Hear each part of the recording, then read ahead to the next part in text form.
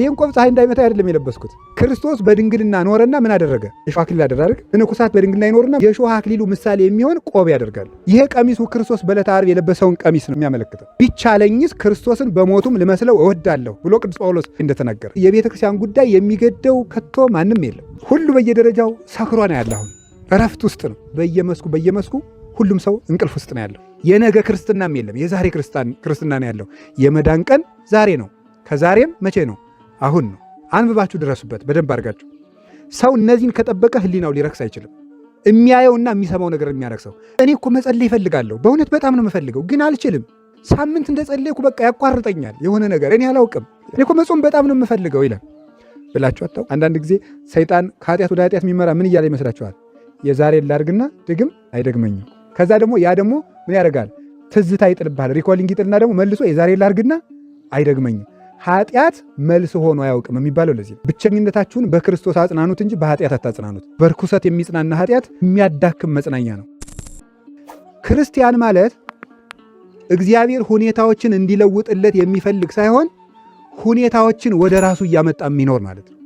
ያገኘኸውን ነገር እድል አድርገህ ምን ታደርግበታለህ? ትጠቀምበታለህ ማለት ነው። ያገኘኸውን ነገር የገጠመህን የህይወት መስመር ክርስቶስን ለማምለክ ክርስቶስን ለመከተል ተጠቀምበት። ያገኘሃትን መንገድ ማለት ነው። አይ እንዲህ ሲሆንልኝ እንትን እላለሁ፣ ከእንደዚህ አይነት ሁኔታ ስወጣ እንዲህ አደርጋለሁ የሚባል ክርስትና የለም። የነገ ክርስትናም የለም። የዛሬ ክርስትና ነው ያለው። የመዳን ቀን ዛሬ ነው። ከዛሬም መቼ ነው? አሁን ነው። ስለዚህ እኔ ከዛሬ ጀምሮ የምነግራችሁ ጊዜያችሁን በአግባቡ እንድትጠቀሙ፣ ሳትጸልዩ እንዳትኖሩ፣ ራሳችሁን በኃጢአት እንዳትሸነግሉ። ሰው ብቸኝነቱን የሚረሳው በምንድን ነው? በኃጢአት ነው። ብቻችሁን ረጅም ጊዜ ስታሳልፉ ወደማትፈልጉት ዝሙት፣ ወደማትፈልጉት መጠጥ ልትሄዱ ትችላላችሁ። ብቸኝነታችሁን በክርስቶስ አጽናኑት እንጂ በኃጢአት አታጽናኑት። በርኩሰት የሚጽናና ኃጢአት የሚያዳክም መጽናኛ ነው። ኃጢአት መልስ ሰጥቶ አያውቅም። ኃጢአት ሌላ ኃጢአት ማድረግ ይፈልግ። አንዳንድ ጊዜ ሰይጣን ከኃጢአት ወደ ኃጢአት የሚመራ ምን እያለ ይመስላችኋል? የዛሬን ላድርግና ድግም አይደግመኝም። ከዛ ደግሞ ያ ደግሞ ምን ያደርጋል? ትዝታ ይጥልብሃል። ሪኮሊንግ ይጥልና ደግሞ መልሶ የዛሬን ላድርግና አይደግመኝም። ኃጢአት መልስ ሆኖ አያውቅም የሚባለው ለዚህ ነው። ኃጢአት መልስ ሆኖ አያውቅም። መልስ የሚሆነው ንጽህና ነው። እና ንጽህናችሁን ጠብቁ። በነገራችሁ ላይ መርከብ በብዙ መንገድ ነው የተተረጎመው። መርከብ ንጽህና በመርከብ ነው የሚተረጎመው። ለምሳሌ መርከቡ ቢሰበር ጓዙ ምን ይላል? ጓዙ ምን ይላል? ይሰጥማል። የተጫነው ሰው ሁሉ ይሰጥማል። እና ንጽህና መርከብ ነው ይባላል። ንጽህና ምንድን ነው? መርከብ ነው። ንጽህና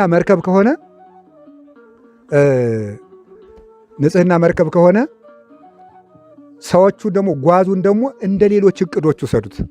በሕይወታችን እንደምናቅዳቸው እቅዶች ውሰዱት። ይኸውላችሁ መርከቡ ሲሰበር በመርከቡ ላይ የተጫኑት ሁሉ እንደሚሰጥሙ ሰው ንጽህናውን በኃጢአት ሲያቆሽሸው እቅዶቹ ሁሉ አብረው ይበላሹበታል። ተስፋው ሁሉ ይበላሻል። ሌላው ቀርቶ ልጸልይ ቢል እንዲሁ ነህ ስጸልይ አታፍርም እንዴ ይለዋል ማለት ነው። ስለዚህ መርከቡ ጥንቃቄ ሊጠበቅ ይገባል ማለት ነው። ንጽህናችሁን በደንብ አድርጉ። የጆሮ ንጽህና አለ። በጆሮአችሁ ርኩሰት ላለመስማት፣ በአይናችሁ ርኩስ ነገር ለማየት የአይን ንጽህና። የሰው የህይወት በሮቹ የሚባሉት እነዚህ አምስቱ ናቸው። በእነዚህ በአምስቱ ህዋሳት የሚገቡት ነው ህሊናውን ማርከስ የሚጀምረው። እሱ ረጅም ነገር አለው። እሱን አንብባችሁ ድረሱበት በደንብ አድርጋችሁ። ሰው እነዚህን ከጠበቀ ህሊናው ሊረክስ አይችልም። የሚያየውና የሚሰማው ነገር የሚያረክሰው እና የረከሰ ነገር ላለማየት መርከባችሁን ጠብቁ። ከዛ ሌላው እንዳይበላሽባችሁ። እቅዳችሁ ይበላሻል፣ ተስፋችሁ ይበላሻል፣ ስራችሁ ይበላሻል፣ ገንዘባችሁ ይባክናል። ሁሉ ነገር የሚበላሸው መርከቡ ሲሰበር ነው። ከቃሉ ጋር ናችሁ። ሌላው መርከብ በሆድ ይመሰላል። እስቲ ሆድ በሉ። መርከብ እንግዲህ አንድ መርከብ ስንት ቶን እንደሚጭን 100 ቶን መጫን ያለበት መርከብ 200 ቢጭን ምን ይሆናል? አቤት ሆድ መርከብ ነው። ያለ መጠን ስንጨንበት ምን ይሆናል? ይሰጥማል። ምንድነው የሚሰጥመው? ሆዳም ሰው እቅድ የለውም፣ ሰጥሟል። በሆድ ምንም እቅድ የለውም፣ ተስፋም የለውም። እንደዚሁ ነው ቤተክርስቲያን፣ እንደዚሁና ሰው እየሞተ ነው፣ እንደዚህ ችግር ደርሶ ስትሉት ያው ነው ምን ታደርጋለህ እያለ መብላት አይዞርለትም ሁሉ ማለት ነው። አስጥሞታል። በቃ እንዲያውም የሚለው እኔ በነገራችን እንዲህ ነው የሚለው፣ እንዲያውም እኔ እንዲህ አይነት ጭንቅ ነገር መስማት አለ፣ ይቅርታ አድርግልኝ፣ በቃ እኔ ቀለል ብሎ መኖር ነው የምፈልግ ይላል። ይሄ የሚያደርገው ምንድን ነው? ሆዳም ነው። ሆዱ በቃ አስጥሞታል። ሌላ መስማት አይፈልግም። አብሶ የሀብታም ልጅ ከሆነ ደግሞ ይብሰዋል። ምክንያቱም እያደረጉ ነው። ኖ ልጄን የሚያስጨንቅ ነገር አትንገሩብኝ እየተባለ ነው የሚያድገው። እና ሆዳም አትሁኑ። መጥናችሁ መብላት አለባችሁ። ጾም መጾም አለባችሁ። አሁን ብለው ፈረንጆቹ አቅቷቸው ወደኛ እየሮጡ እየመጡ ነው። እግዚአብሔር የተመሰገነ ይሁን። ልምድ እየመጡ ነው የምላችሁ። ድሮ ጾም ነውር ነው። የምግብ መፈጨት ልመት እንሽርሽሪት የሚካሄደው በየስንት ሰዓቱ ነው አሉ? በየ4 ሰዓቱ። አሁን ግን በ24 ሰዓት አንድ ጊዜ መብላት ወይም መጾም ከካንሰር ይጠብቃል። ተመስገን። እንኳን ካንሰርን አመጣው እግዚአብሔር። ስለዚህ መጾም ራሱ ለጤና ጥሩ ነው ብለው ቁጭ አሉ ማለት ነው። ድሮ ምናል መኖር ማለት መደሰት ነው። በቃ የፈለግከውን ነገር ስራ አሉ። አሁን ሳታኒክ ባይብል የሚባል ታትሟል። የሰይጣን መጽሐፍ ቅዱስ ማለት ነው። ሳታኒክ ባይብል የሚባለው ታትሟል እና አትስረቅ ካለ ስረቅ ነው የሚል። አስርጋለሁ ጊዜ ቢኖር ኑሮ አነብላችሁ ነበር። ቤት ነው ግን ያለ መጽሐፉና ሲገርመኝ ነበር። ተቃራኒ ነው። ክርስቶስ የምታዝኑ ብፁዓን ናችሁ ይላል። እሱ ምንድን ነው? ደስ ይበልን፣ የምትደሰቱ ብፁዓን ናችሁ አለ። አሁን ደስታን ፍለጋ እኮ ነው። ከሴት ጋር ደስታ አልበቃው ቢል ሰው ምን ጀመረ? ግብረ ሰዶማዊ። ሴቷ ከወንድ ጋር የምትደሰተው ደስታ ቢያንሳት ሴት ከሴት ጋር። ይሄንን ያመጣው ምንድን ነው? በቃ ስክር ማለት ደስታን መርህ ማድረግ ነው። አሁን ግን ሲያቅታቸው ኖ መኖር ማለት መደሰት ሳይሆን ሰልፍ አክቹዋላይዜሽን ነው አሉ። ራስን ምን ማድረግ ነው? ማግኘትና እውን ማድረግ ነው። አሁን ይሄን ካመጡልን ዌልካም ብለን ሰልፍ አክቹዋላይዜሽን ማለት ዳዊት ለሰሎሞን ምን ያለው ነው? ልጄ ሆይ ሰው ሁን በሉ እስቲ። ሰው ሁን፣ እንደ እንስሳ ሳይሆን እንደማን መኖር ነው? ሰው መሆን፣ እንደ ሰው መሆን ነው። ስለዚህ ታስባለህ፣ አስቦ መኖር ነው። እንድታስብ የሰው ክብሩ ማሰቡ ነው። አስበህ ስትኖር ከእንስሳት ትሻላለህ። ማሰብ ስታቆም አውሬ ትሆናለህ። ስለ ዝምድና አታውቅም፣ ስለ ጾም አታውቅም፣ ስለ ምንም አታውቅም። ነውር ክብር ይሆናል። ሁሉ ነገር ደስ እስካለ ድረስ ታደርገዋለህ። ያን ጊዜ ከእንስሳት እኩል ትሆናለህ፣ እንዲያውም ታንሳለህ። እሱ ሳይገጥ አሁን እኮ በጣም ይገርማል። ስልክ እንዴት አሁን የስልክ ሴንሰር እኔ ሁልጊዜ የሚያስቀኝ ሁልጊዜም ስለምናገረው አሁን ድገመው።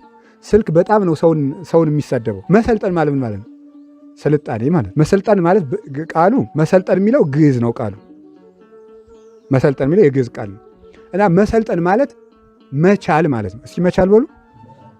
አንድ ሰው አናጺነት ሰለጠነ ካለ ምን ማለት ነው? አናጺነት ምን ማለት ነው? ቻለ ማለት እና መሰልጠን ማለት ምን ማለት ነው? መቻል። ጥሩ ነው። አሁን ስልክ ሰልጥኗል። ይሄ ምንድን ነው የምትሉት? በፊት የፊት ፓስወርድ ነው የሚባለው። ፌስ አይዲ ነው ምንድን ነው?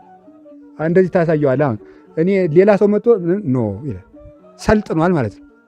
ሰው ግን አሁን አያውቅም።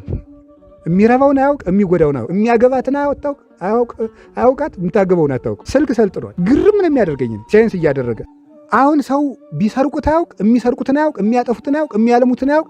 ሲደግፉ ይደግፋል፣ ሲነቅፉ ይነቅፋል። ሆ ሲሉት ሆ ይላል፣ ውጣ ሲሉት ይወጣል፣ ግባ ሲሉት ይገባል። ዝንጀሮ ሆኗል ሰው። ስልኩ ነው የሰለጠነው ወይስ ሰው ነው የሰለጠነ? ስለዚህ ቆርቆሮ በሰው ላይ ሰልጥኗል። ሰው ግን በቆርቆሮ ላይ መሰልጠን አልቻለም። ሰው ቆርቆሮን ተጠቅሞ ስራ መስራት አልቻለም። ቆርቆሮ ሰልጥኖ ግን በሰው ላይ ስራ እየሰራብን ነው። የገዛ ስልኩ ሰውን አደንዝዞ አጥፍቶታል። አሁን አጥፍቶታል። ስለዚህ አሁን የምነግራችሁ ሆዳም አትሁኑ። ሆድ ስታበዙ እንቅልፋም ትሆናላችሁ፣ ሐሳብ የለሽ ትሆናላችሁ። የተረጋጋ ሰው መሆን አትችሉ። ይኸውላችሁ አንድ በበረሃ የሚኖር አባት ምንድን ነው የሚለው? በደፈረሰ ውሃ ፊትን ማየት አይቻልም ነው የሚለው። እስቲ በሉ ይቻላል አይቻልም?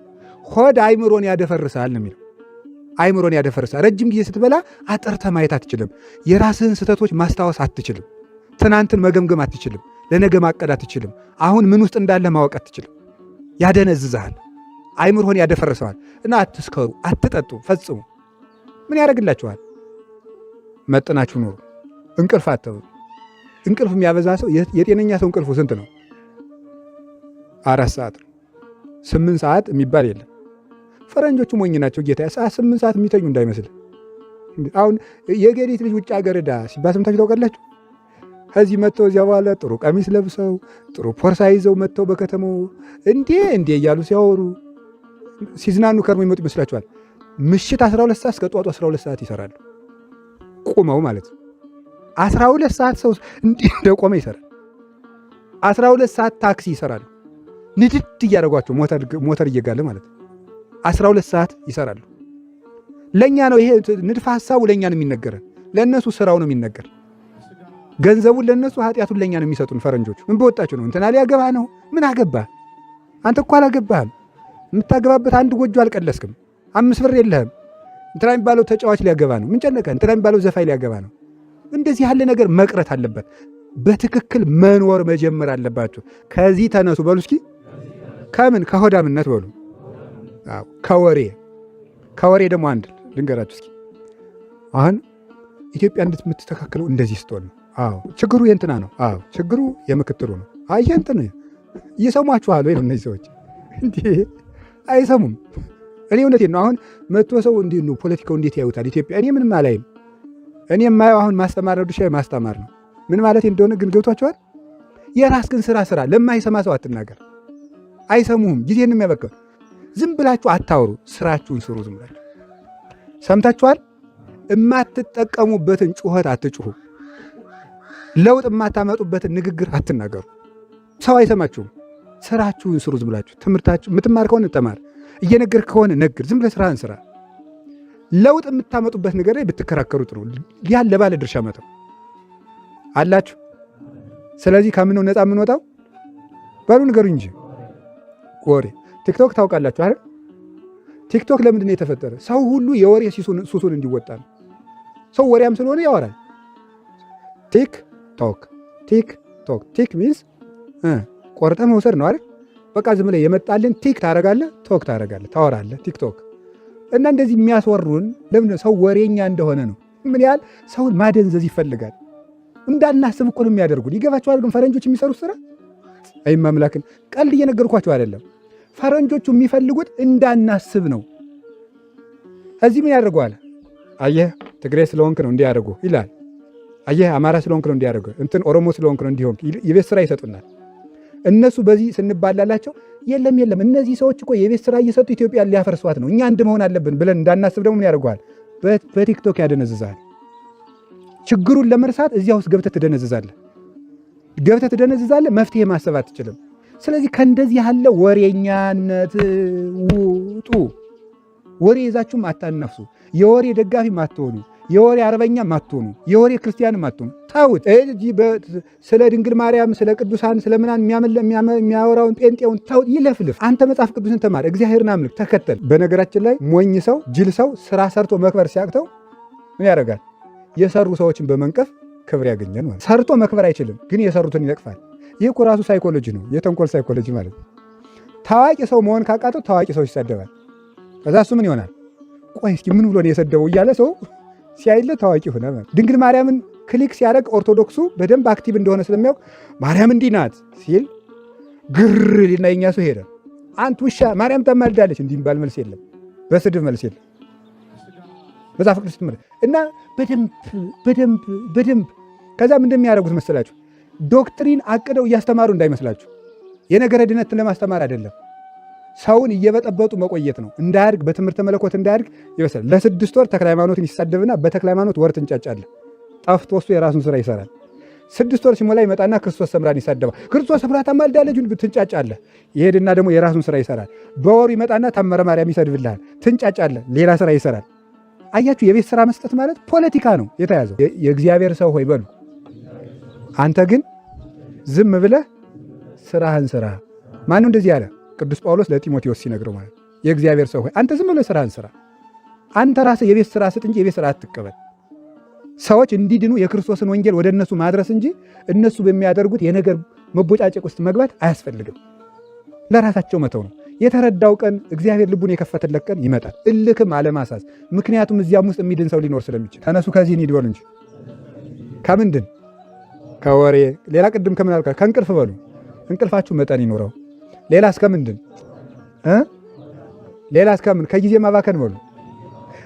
ንጽህና ያልኩትሳ ወደ ንጽህና እንሂድ። ከምን? ከዝሙት በሉ እንጂ አሁን እንደዚህ ስንነ የክርስቶስ የምን ልጆች ሆን?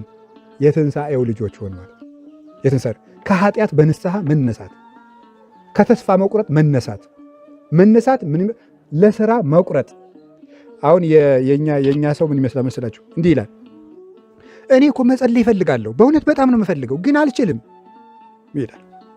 ግን አልችልም፣ በቃ ሳምንት እንደጸለይኩ በቃ ያቋርጠኛል የሆነ ነገር፣ እኔ አላውቅም ይላል። ብላችሁ አታውቁ? እኔ እኮ መጾም በጣም ነው የምፈልገው ይላል። እሺ ዮሐንስ አፈወርቅ የሚለውን ንገራቸው። ኢትበል እፈቅድ ባይቲቱ፣ እወዳለሁ ብቻ አትበል። እስኪ በሉ አንድ ጊዜ እወዳለሁ ብቻ።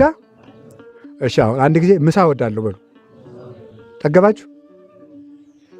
እወዳለሁ ብቻ ነው ያልከው። ምን ማድረግ አለብህ? ምግብ ወዳለበት መሄድ አለብህ ማለት ነው። አንድ ሰው ወታደር መሆን እፈልጋለሁ ብሎ ስፖርት ሳይሰራ ቢተኛ እወዳለሁ ቢል መሆን ይችላል አይችልም?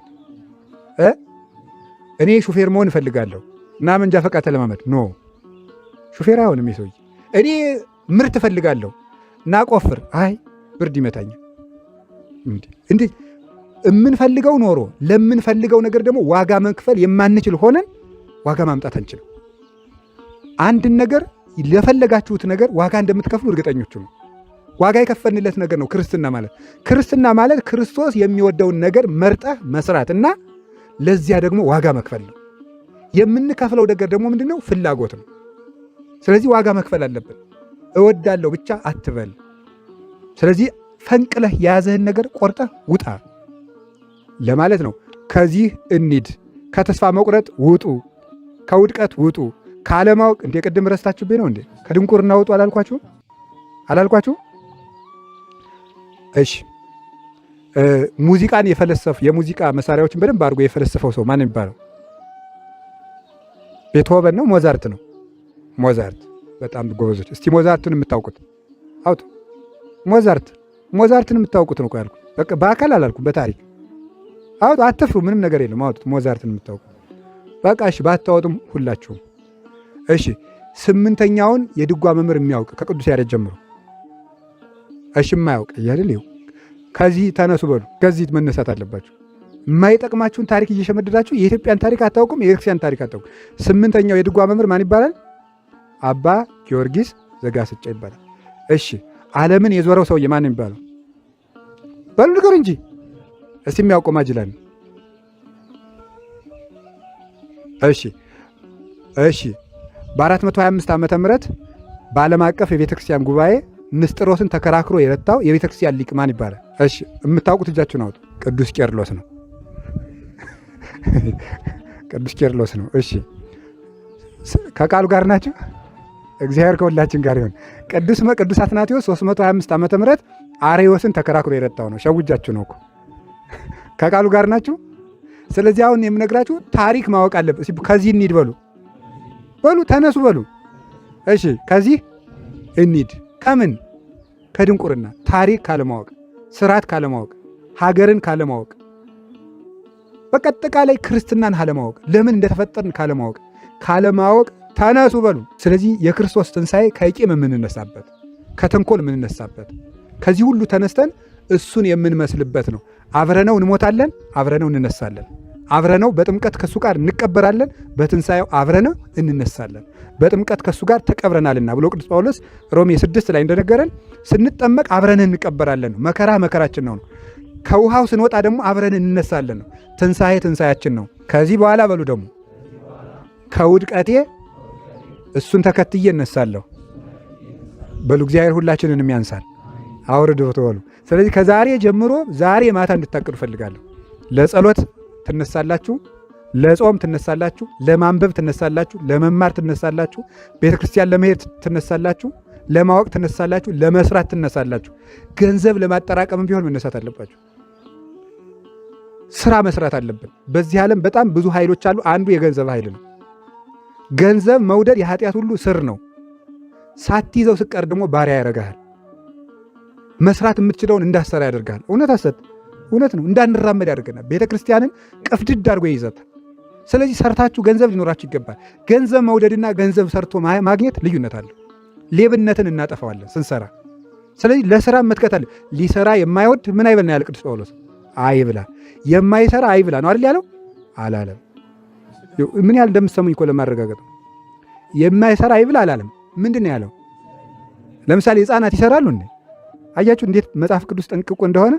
የማይሰራ አይብላ ስለሚል ሕፃናት አይሰሩም አይብሉ፣ ሕግ ነው። አረጋውያን አይሰሩም አይብሉ። ለምን አይሰሩም? የማይሰራ አይብላ አላለም። መስራት እየቻለ ሊሰራ የማይወድ ሰው ስራን ካልወደድክ አትብላ። እና ወገኖቼ ለመስራት፣ ለፍቅር፣ ለአንድነት መነሳት አለብን። በትንሣኤው መድኃኔዓለም ያንሳን።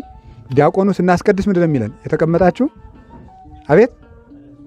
ከዛ ቄሱ ደም ምንድን ነው የሚለው? እግዚአብሔርን በመፍራት እንነሳ ነው የሚለው። ስለዚህ መነሳት የክርስትና መርህ ነው። ዛሬ ለስራ ለቅድስና የተነሳ ሰው ኋላ ደግሞ በክርስቶስ እና ይሄ ምን ይባላል? የመጀመሪያው ትንሣኤ ይባላል። አሁን ዛሬ እኛ የምንነሳው ትንሣኤ የመጀመሪያው ትንሣኤ ይባላል። ኋለኛው ደግሞ ክርስቶስ መጥቶ የሚያስነሳን ዳግም ትንሣኤ ይባላል። እንግዲህ ክርስቶስ የወደቀውን ልባችን ያንሳልን፣ ሀገራችንም ከገባችበት መከራ ያንሳልን፣ መጨረሻችሁን ያሳምርላችሁ። ባላችሁበት ሁሉ እግዚአብሔር ይጠብቃችሁ። ለጸሎት እንነሳ።